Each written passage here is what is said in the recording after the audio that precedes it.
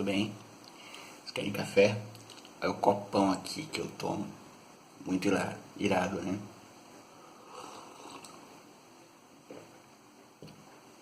Se bobear, eu não tomo café a tarde toda nem nada. Porque só esse copão aqui, ele satisfaz.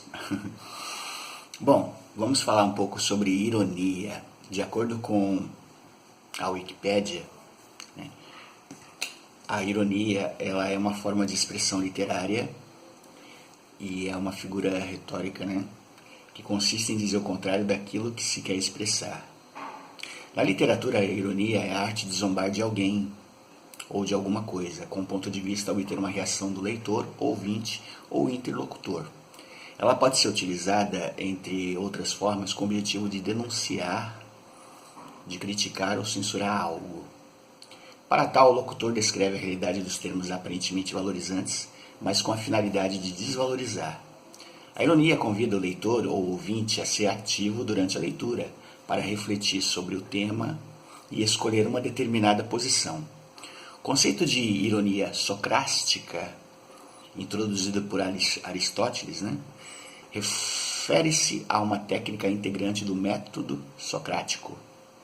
Neste caso, não se trata de ironia no sentido moderno da palavra, porque a técnica de Sócrates, demonstrada nos diálogos platônicos, consistia em simular ignorância, fazendo perguntas e fingindo aceitar as respostas do interlocutor, até que este chegasse a uma contradição e percebesse assim os erros do próprio raciocínio. Então a ironia, de forma pela qual nós conhecemos atualmente, ela é uma questão de se perceber o oposto. Se eu chego e falo para você que eu gosto, por exemplo, de determinada pessoa, sendo que na realidade eu não convivo com a pessoa, eu não tenho simpatia nenhuma pela pessoa, mas eu acabo afirmando, né, que aquela pessoa é amável, é um doce, é um amor, etc., sendo que é totalmente oposto, isso é chamado de ironia. Então, temos que colocar em consciência de que nem tudo é uma realidade 100%, nem tudo é politicamente correto e que a ironia, de certa forma, é algo que você tem que saber interpretar. Na língua portuguesa, quando os professores falam, faz uma redação, coloca 20 linhas, vê o que você pensa, né, sobre determinado assunto, critique, faça dissertação, descreva, faça uma descrição, narre, faça uma narração, ironize, né, determinadas frases, faça uma ironia. Muitas vezes a criança, o adolescente, ou até mesmo o adulto, se ele não tiver uma preparação formada de interpretação de texto, lá no ensino fundamental, nos primeiros anos, quando eles começam a se deparar com textos didáticos, se ele não tiver como interpretar determinado texto, ele vai acabar fazendo com que a sua redação lá na frente não se torne uma coisa boa, porque ele não tem o costume, e ele, por outro lado, vai acreditar que tudo é verdade 100%, e que as pessoas pegam uma notícia e passa, quando muitas vezes existe a ironia por trás daquilo e a pessoa não sabe sequer o que significa ironia. A pessoa não sabe sequer o que significa ser sarcástico, ser uma pessoa que debocha de tudo um pouco, né? Então, lá na frente, quando ele se torna um adulto, ele não vai saber interpretar textos, ele não vai saber ter posição crítica, ele não vai saber ser uma pessoa capaz de ter formação de opinião.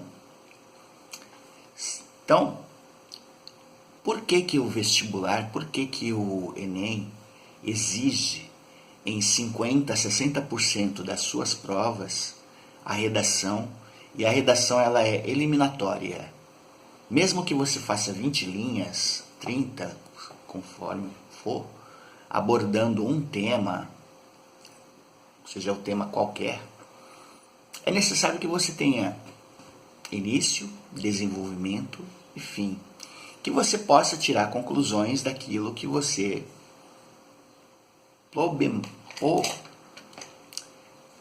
problematizou. Né? Desculpa a palavra, mas fugiu aqui a forma de falar. Problematizou. Se você não tem uma redação coerente, é evidente que você não vai ter argumentos. Se você não tem argumentos, é porque você tem uma deficiência literária lá atrás, porque você não leu, porque você não se interessou pela língua portuguesa, porque você não se interessou no ensino fundamental em fazer interpretações de textos. E isso é ótimo, isso é base para que você tenha formação crítica, que você saiba opinar, que você saiba ter a sua coerência naquilo que você pensa. Se você não pensa direito, você acaba fazendo besteiras. E é interessante porque por qual razão eu abordei esse tema? Estava analisando um vídeo de Paula Marisa, né? É uma pessoa gaúcha, uma ruiva, em que ela tem uma formação excelente e ela posta nos vídeos dela tudo o que ocorre no dia a dia, seja na política, seja na sociedade, né? E ela tem uns vídeos ótimos. Falar nisso, obrigado, Paula Marisa. Sou um fã seu também, seu canal. E agradeço muito por essa oportunidade de estar divulgando um pouquinho o seu canal a respeito, né? E esse tema ironia foi um tema que é interessante porque a Gisele Bündchen, né, ela estava sendo ironizada pela ministra, né, para ser embaixadora do Brasil, né, na parte de agronegócio, na parte de representação do Brasil, né? E todo mundo sabe que a Gisele ela é vegana, ela é marido e tal, só que mora nos Estados Unidos, não mora no Brasil. Eu fico indignado que as pessoas elas querem fazer as coisas, mas fazem do modo incorreto. Ou seja, eu não moro no Brasil, mas eu falo mal do Brasil, né? Como ocorre, por exemplo, muitos artistas que moram nos Estados Unidos, moram em Miami e tal, vêm falar do Brasil, sendo que a pessoa não convive, não mora, não participa. Ah, o Brasil é ruim. Nada contra, sabe? Porque às vezes a pessoa ela tem dinheiro, ela pode morar onde ela quiser. A liberdade dela estar morando onde quer que ela esteja, isso é de cada um, né? Mas às vezes falar uma coisa e se contradizer com atitudes é complicado, porque se você está sentindo na pele, aí você tem argumentos. Se você não está sentindo na pele, né, muitas vezes você não tem argumentos suficientes para ter uma visão exata da sua problemática. Então, o que vem a ser? A ministra ironizou dizendo que a Gisele Bündchen seria a próxima embaixadora do Brasil, né? Muita gente levou isso muito a sério. Nossa, a Gisele vai ser embaixadora do Brasil, que legal, pá. Só que o pessoal se esquece que é uma ironia. Sendo uma ironia, ela nunca será uma embaixadora do Brasil, né? A menos que, lógico, tenha meritocracia, ou seja, que ela mereça de fato ser embaixadora. Caso contrário, ela não será. A gente nunca pode dizer, a pessoa nunca vai ser isso, se de repente dá uma reviravolta e a pessoa acaba dizendo. A gente tira por base essas últimas eleições, né? Falando do Bolsonaro, ele nunca iria se tornar presidente do Brasil. Muita gente criticou, falou, pô, o cara não tem chance nenhuma, o cara não tem mídia, o cara não tem tal. Mas o povo quis. E aí tá lá, o cara que nunca se tornaria presidente do Brasil, né? Estava preparado para se tornar presidente. Usou a internet, de certa maneira, para fazer a sua campanha, coisa que a mídia tradicional não deixava nem tempo para ele se expressar.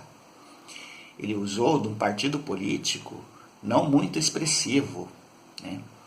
No entanto, a campanha dele, em toda a história do país, A campanha de Bolsonaro foi a campanha mais barata financeiramente na condição de presidente da nação.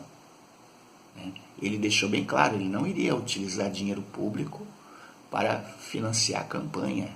E ele deu exemplo. Enquanto você vê muitos ali, 60 milhões, 70 milhões, 80 milhões, 90 milhões, para se tornar presidente, uns fazendo até coisas ilícitas para se tornar presidente, ele não. A campanha dele foi uma campanha praticamente livre. O povo está cansado de ter uso do dinheiro público para financiar a campanha. Então os políticos, eles estão desesperados. Se você é um político de esquerda, você está desesperado porque você não tem mais apoio financeiro, enquanto políticos de direita costumam cativar por outro lado para ter a campanha. Se você vai para a Inglaterra, por exemplo, a Inglaterra não é de hoje. Eu, desde a década de 80, 90, eu sei que na Inglaterra, para se tornar um político, o camarada, ele não tem regalias como tem no Brasil. Existem países europeus que o político, ele é um cidadão comum, Ele mesmo lava sua roupa, lava sua louça, cuida da sua casa, paga seu aluguel com o próprio dinheiro do bolso, mas ele é um político. Quando esses políticos vêm visitar o Brasil, que percebem que a politicagem no Brasil é regada a muito dinheiro, segurança e tudo mais, eles ficam abismados de saber que a política nossa é uma política que é carregada de corrupção, é carregada de coisas que às vezes atrapalham a própria política, é carregada de muito dinheiro, coisa que eles não utilizam nos países deles. Aí você pergunta para mim, poxa, não é bem assim, todo político ele tem que ter dinheiro, tem que ter financiamento. Tá, legal, vai a um país mais pobre onde não tem dinheiro, quem é os políticos de lá? São pessoas comuns que trabalham na prefeitura de forma comum.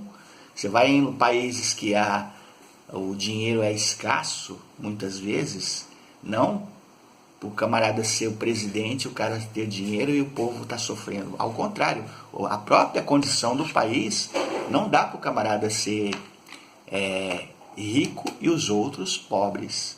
Então é questão de você pesquisar mesmo como que é política fora do país.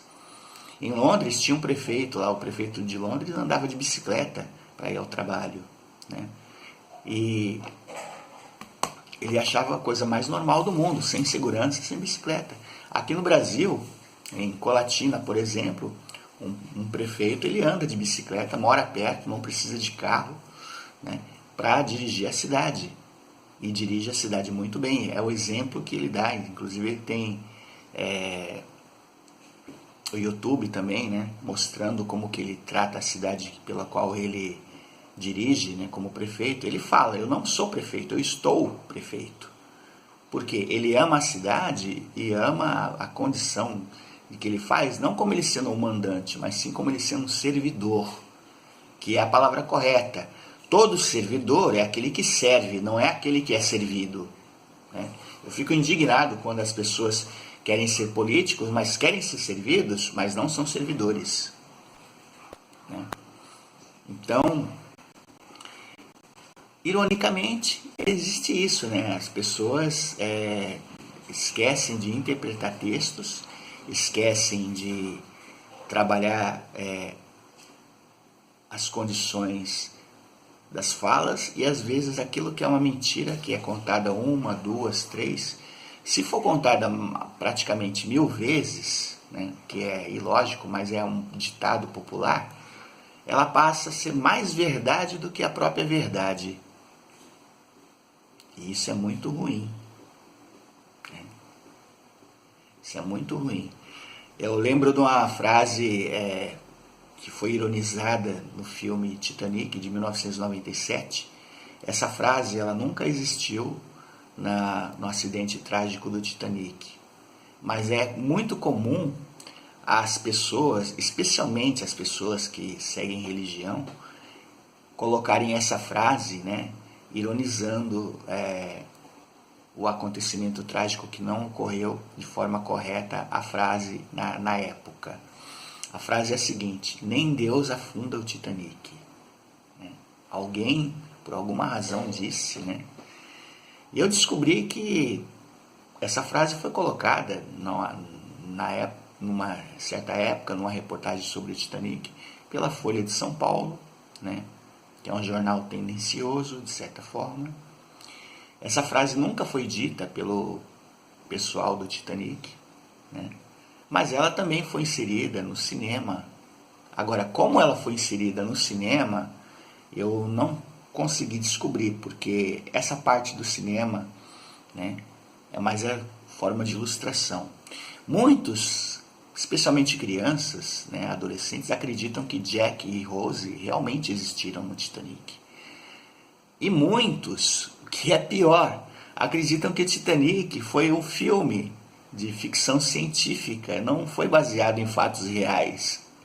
Isso é o mais irônico de tudo, porque, poxa, a tragédia aconteceu no início do século XX, mas os filmes, né, houve 5, 6 filmes e mais de 30 referências sobre o Titanic, mas o filme mais famoso é o filme do James Cameron, e tendo Leonardo DiCaprio e a Kate Winslet como protagonistas. E ele fazia o Jack, ela fazia a Rose. No entanto, ironicamente, muita gente acreditou naquilo sendo a mais absoluta verdade, sendo que ali era um romance fictício para fazer uma ligação com o naufrágio do Titanic, né? Da mesma maneira, recentemente você assiste Bohemian Rhapsody do Queen, e muito que está ali é comprimido para fazer referências ao filme, né? Entretanto, os próprios integrantes do Queen, os que estão vivos, ajudaram a fazer a produção. E teve muita gente que criticou dizendo, não era bem aquilo, a verdade do Queen é outra, não sei o quê.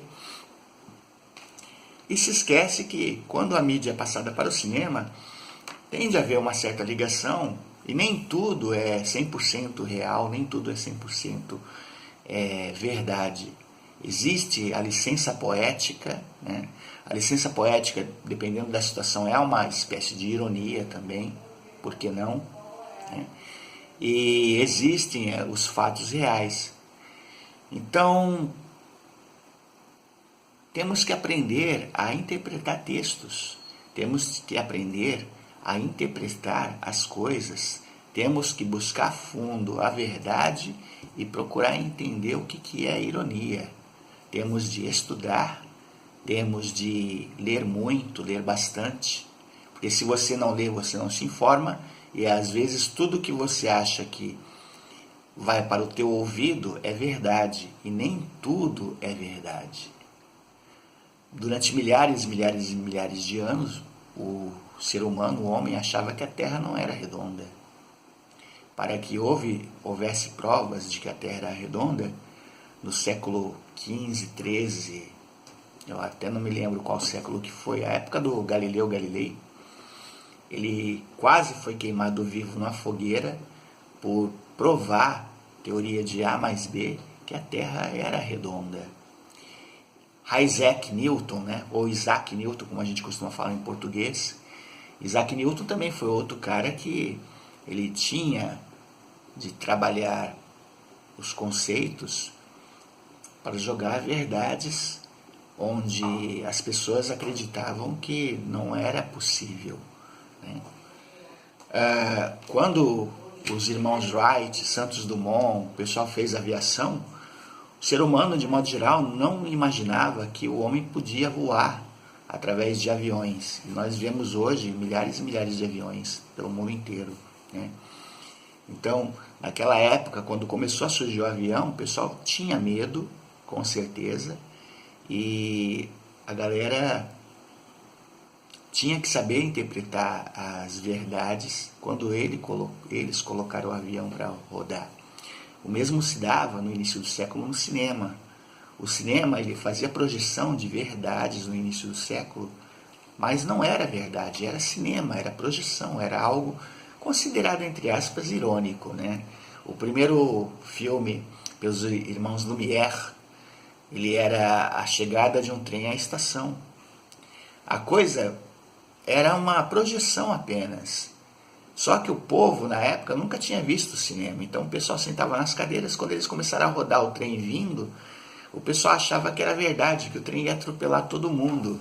E eles saíam das cadeiras, né, fugindo de medo do trem atropelar.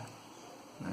Até os irmãos Lumière explicarem que aquilo ali era projeção, que aquilo ali era fotografia em movimento, demorou um pouco. E aí surgiu o cinema. Então eu falo para você, estuda, aprenda, se informe, que você com certeza será uma pessoa melhor. Ok? É isso aí.